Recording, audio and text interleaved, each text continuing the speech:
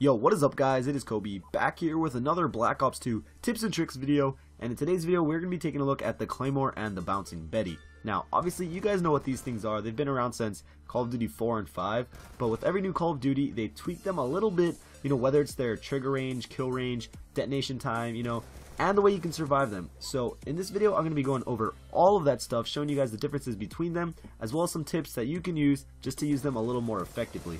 Now to get started, the first thing we have to cover is the maximum trigger area for these explosives. Because they are both triggered by enemy motion, the max range at which the enemy player is detected is super important. As you can see here, the Bouncing Betty's trigger area is actually fairly large, and as you know, it covers the full 360-degree area. However, although you will take damage, that does not demonstrate the maximum kill area, which is now demonstrated here in yellow. So as you can see, even though it is smaller than the trigger area, its kill range is actually pretty damn big still. So that, plus its 360-degree radius, is why so many people hate these things and why they are so good.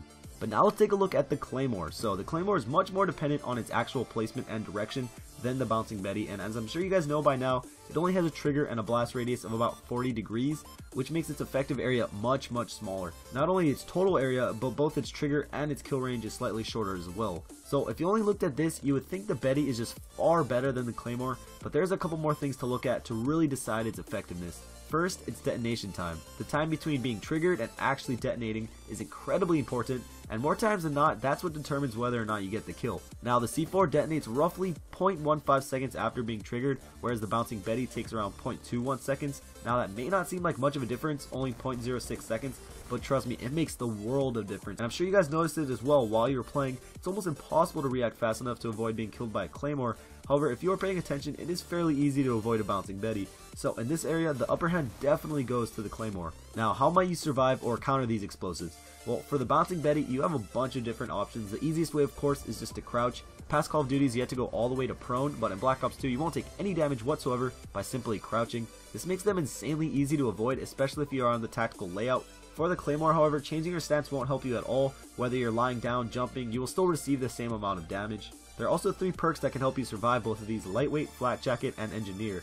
With Lightweight, if you're rocking an SMG, a shotgun, a pistol, or just your combat knife, you can sprint directly over the Betty and survive. Although you do have to begin sprinting just right at the perfect time. For those who have seen my Flak Jacket video, you guys will know you can literally be sitting on top of either of these explosives and survive the blast if you have the Flak Jacket equipped. And lastly, besides just detecting them, Engineer delays the detonation by like 6 times for both the Betty and the Claymore as well, so you shouldn't have any problem there. So finally, let's take a look at how to effectively use each one of these. For the Betty, it is pretty simple because of its 360-degree radius. It's hard to go wrong, but my one suggestion is to always place it as low as possible. I always see people, placing them on the stairs, but the best thing to do is place them at the bottom, so even if they do crouch, they will be up high enough on the stairs so you will get the kill. For the Claymore, it's just all about angles. It's not like the Betty where you just throw it and hope somebody walks by. You need to place these where you know people will be walking and angle it accordingly. You don't want your opponent to see the Claymore before it's too late for them to do anything about it, so point the lasers in the direction that they are going to be walking, not where they have walked. But after seeing and hearing all this, and from actually using them in the game, which do you prefer, the Betty or the Claymore? For me, it's all situational. The kill rate percentage is definitely a lot higher with the Claymore though, just because the crouching to dodge a Betty is just way too easy, and at this point in the game, it's just second nature to hit that crouch button when you hear that click. Whereas with the Claymore, there really isn't much you can do, but that's just what I think. Leave your own answer down below. But anyways guys, that's it for the video. I hope you guys enjoyed. It took me quite a bit of time to make this, so if you could support it with a like and a favorite, I'd really appreciate it.